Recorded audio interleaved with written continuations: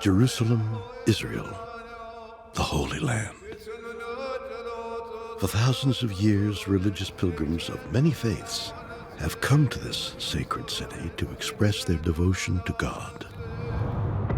But just outside the walls of Jerusalem lies the Valley of Hinnom, an ancient place of unholy worship, where evil deeds were performed long ago in honor of God's enemy, Satan.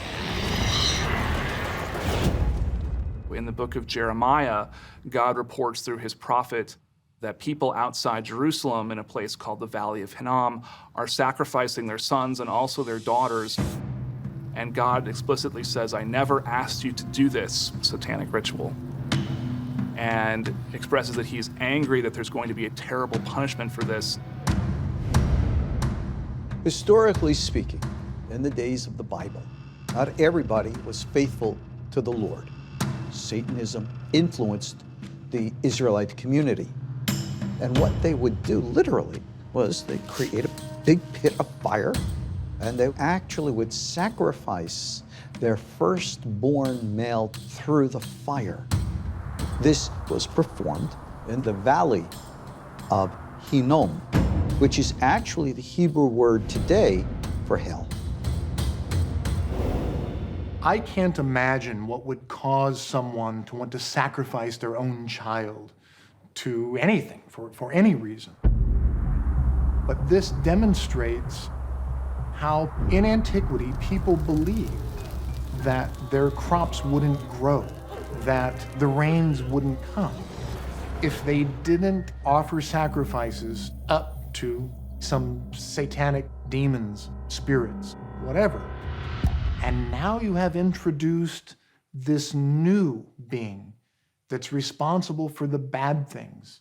And his name comes to be Satan. What can explain the shocking events that took place in the Valley of Hinnom thousands of years ago? Was it simply the result of human wickedness? Or is it possible that, as the biblical accounts suggest, Satan and his demons were and still are real entities that have the power to influence people? Some people think of Satan as Beelzebub or Lucifer or the Prince of Darkness or the Evil One or Old Nick. And some of these names come from scripture. A lot of them come from folklore. And if you think of Satan as this ubiquitous figure who's constantly tormenting and tempting people, then it makes sense that the devil can be known by all of these different nicknames. Is there really a character of the Satan? Well, the definition of that is going to differ between the major world religions. But fear of an eternal damnation in the afterlife has always been sufficient to keep people religious and in line with the beliefs of their religious clerics, who warn them that failure to comply will lead to an eternity of suffering and damnation. Or in other words, the stories from which this developed were to teach moral lessons. Throughout history, many religions have interpreted the world through the lens of having a figure of evil, Satan, who is responsible for evil in the world. According to Christian tradition, Satan was one of the most powerful and beautiful of the angels. He rebelled against God. A third of the angels sided with Satan, and there was a war in heaven, which Satan lost and was cast down into hell.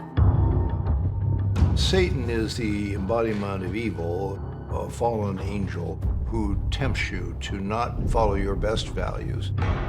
He is a god of sorts, and he can offer something like that to us. Great knowledge, control, mastery, the stuff of transcendence. Of course, it will cost us everything. After all, this is not a straight shooter. This is not somebody who's going to tell the truth. His job is to tempt you. Satan is believed to have tried to tempt Jesus when he was in the desert with visions of earthly delights.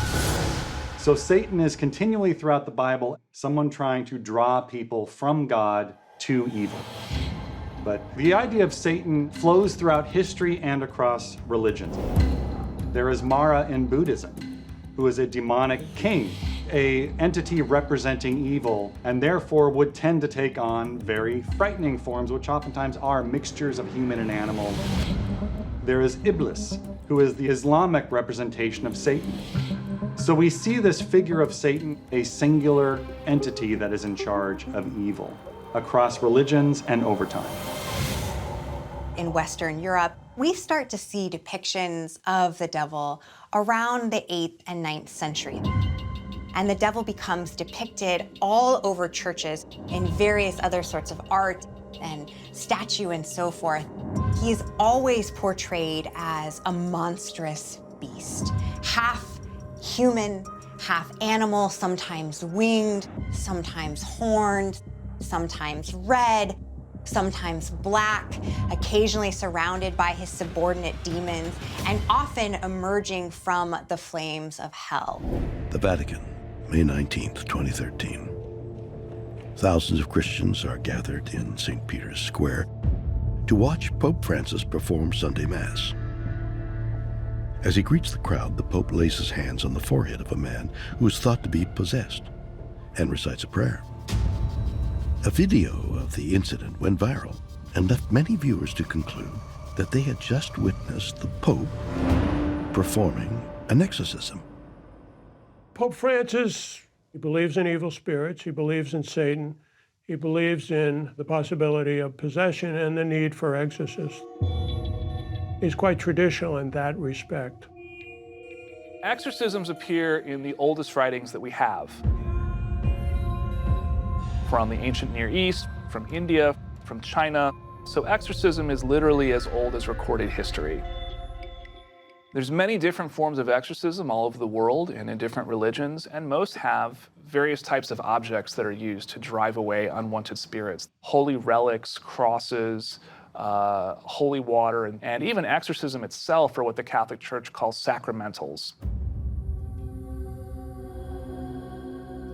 So the Church's view is that these are symbolic expressions of the authority of the Church. And so even though they are in a sense symbolic, at the same time they have real power and can help a priest to display the authority of the Church and drive away demons.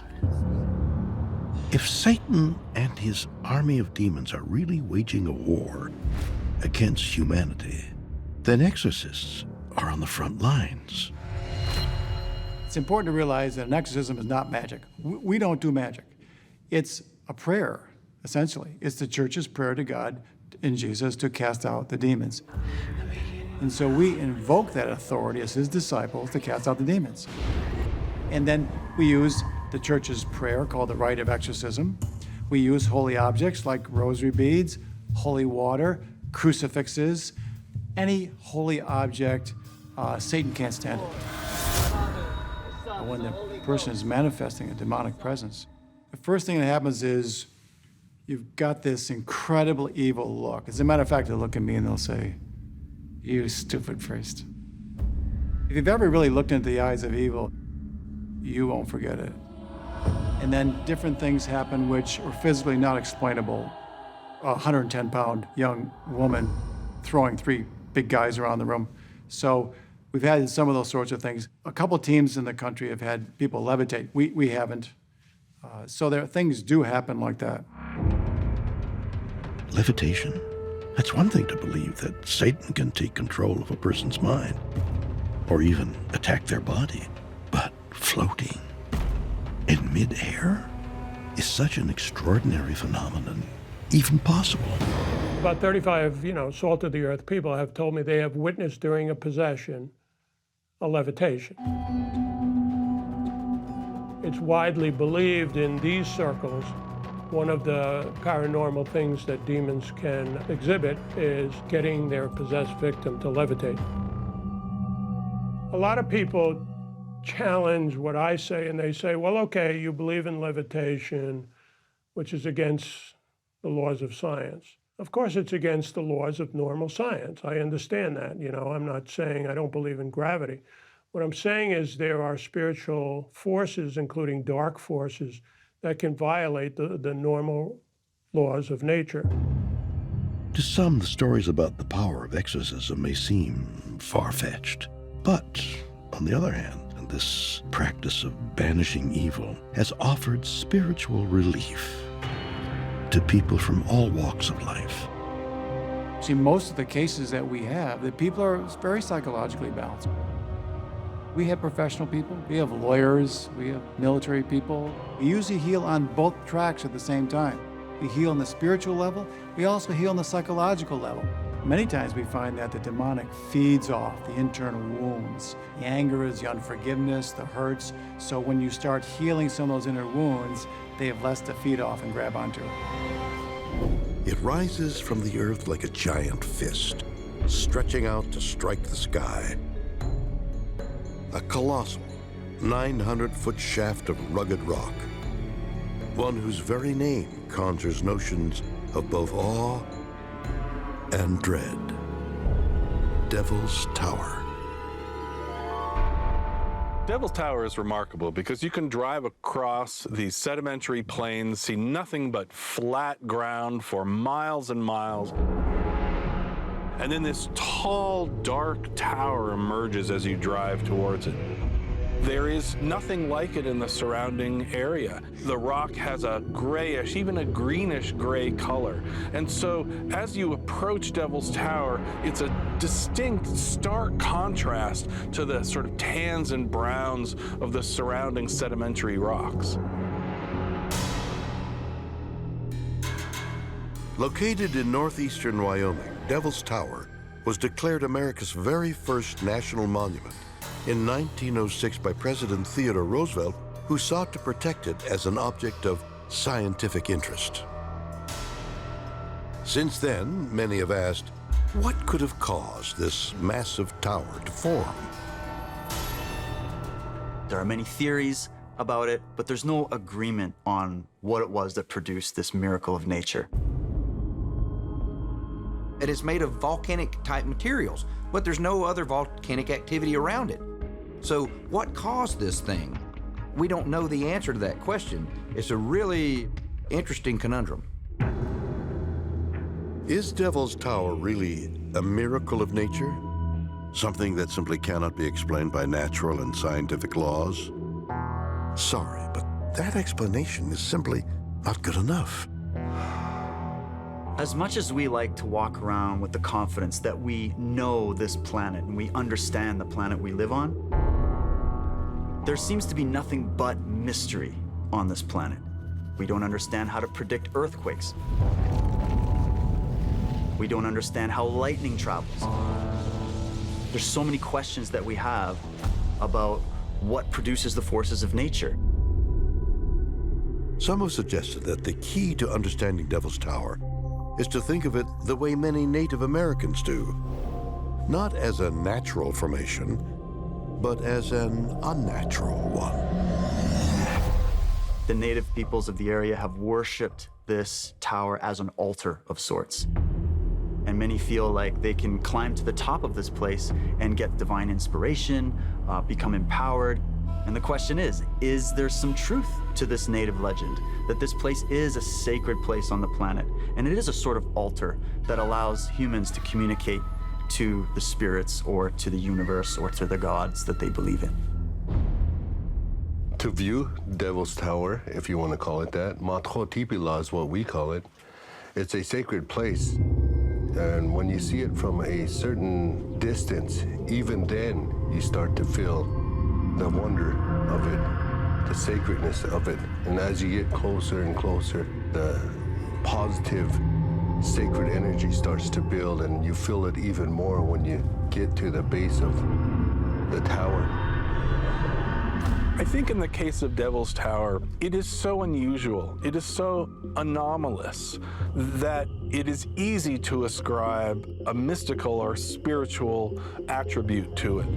It's not surprising that Hollywood directors would choose this as the place that aliens would land from outer space. In the mid-1970s, one of the most important events in the history of Devil's Tower took place, and that was the filming of the movie Close Encounters of a Third Kind. In that movie by Steven Spielberg, the tower is a spot that many people are drawn to, and they don't know why they're drawn to it. They're drawn to it from all over the country. It turns out, as the movie goes on, that they're drawn here because they'd been abducted sometime during their life by aliens. A UFO lands on top of the tower, and Richard Dreyfuss and several other people climb into the UFO and fly off into space. The number of visitors that came to the tower doubled the year after that movie came out, and has stayed at that level every year ever since. I don't know if it's a landing site for UFOs, as Spielberg had in his movie, or what it might be. I mean, the more we look at it, the more baffled we are. We are going to find things as we continue to observe and search and study the Earth that we had no idea how they got there, what type of physical process created them, and we're going to learn new things all the time. Is it Devil's Tower that is unnatural? Or is it our own limited understanding of nature that produces the confusion? Perhaps Devil's Tower exists to keep mankind humble, as a reminder that we still have a lot to learn. In southern New Jersey, a vast sea of trees stretches as far as the eye can see. Below the dense canopy of these woods lies a primeval world, filled with ominous sights and sounds that are shrouded by dark undergrowth. This foreboding wilderness is known as the Pine Barrens. The Pine Barrens is basically 1 million acres of woodland in the southern tip of New Jersey. You can essentially get lost in the Pine Barrens and never be seen again because they are just so vast. At nighttime, you can hear animals crunching all around. But the problem is, you can't see where these things are. It's a terrifying place, and it's very, very scary, especially if you're lost there by yourself. The Pine Barrens is home to over 500 animal species. But according to locals, there is one creature said to dwell here that is yet to be officially identified. It's a grotesque winged monster that is known as the Jersey Devil. The New Jersey Devil legend is ingrained into the state of New Jersey so much. It's something that every kid hears when they're growing up. The Jersey Devil's gonna come and get you. One of the most famous aspects of the Jersey Devil is its horrific screech or roar. If you hear something like that in the Pine Barrens, you run. The Jersey Devil looks like it should have come out of Dr. Frankenstein's lab. It's a hodgepodge of animal parts. It has a horse's head with horns growing out of it, a long dragon or kangaroo body ending in thin, long bird legs and hooves, a forked tail on its back. It has giant leather bat-like wings on its back. If you were to describe something out of a nightmare, the Jersey Devil would be that description. Could a winged abomination really lurk somewhere in the Pine Barrens? Perhaps clues can be found by examining the origin story of this fearsome monster that has been spoken of in local lore for more than 250 years.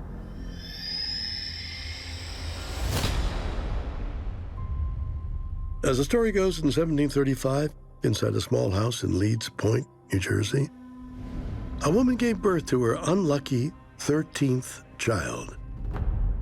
And when it was born, it became a monster. According to tradition, the Jersey Devil is actually the 13th child of a woman known as Mother Leeds. And she is on record as having 12 children. So the story that we get is that when Mother Leeds was giving birth to this purported 13th child, she apparently, legend says, cried out, "The devil can take this one." happen, she initially gave birth to a healthy, happy baby boy who almost immediately transformed into this demon-like creature. Some stories say that Mother Leeds was killed after the baby was born by the baby. Other stories just say he flew up the chimney and into the Pine Barrens. Skeptics are quick to dismiss the story of a devil born of human flesh. But after this alleged event, entirely new tales of the monster started to surface in South Jersey. In the early 1800s, a military officer of great distinction was said to have had a first-hand encounter with the Jersey Devil. The Jersey Devil has had run-ins with many famous people over the years, such as Commodore Stephen Decatur. He was a famous naval war hero, and he came across the Jersey Devil flying overhead. He fired a cannon at the Jersey Devil, and according to some eyewitnesses, he shot a hole through one of its wings, but it just flew away and like nothing had happened.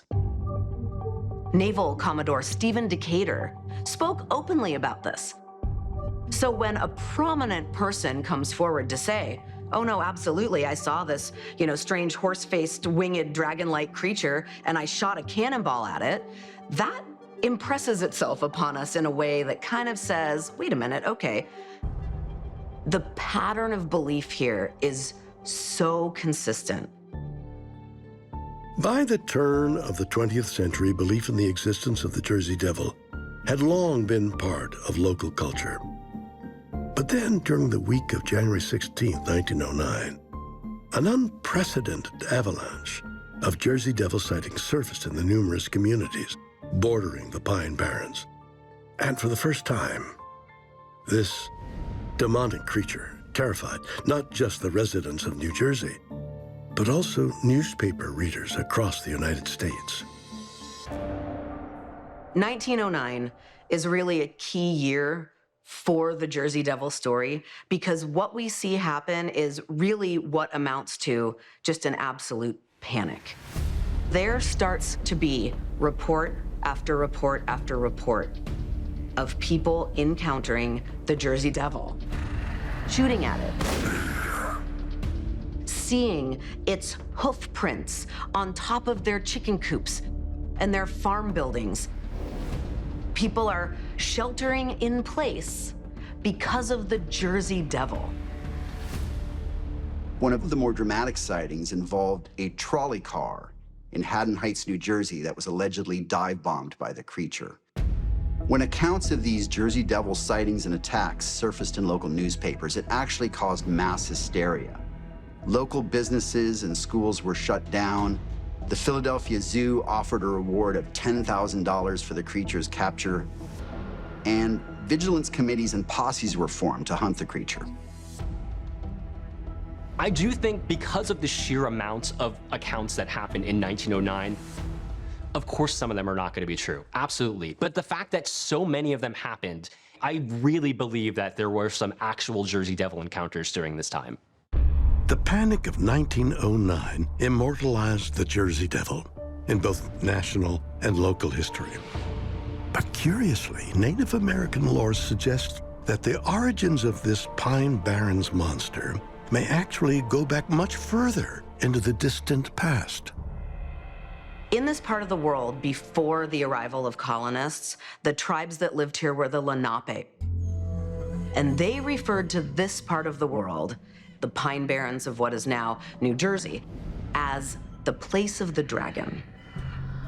So the presence of a creature in this place of the dragon has been recorded long into the past. We really do see two different cultural understandings of this place coming together in the idea that there's a creature here that maybe looks a little bit like a dragon.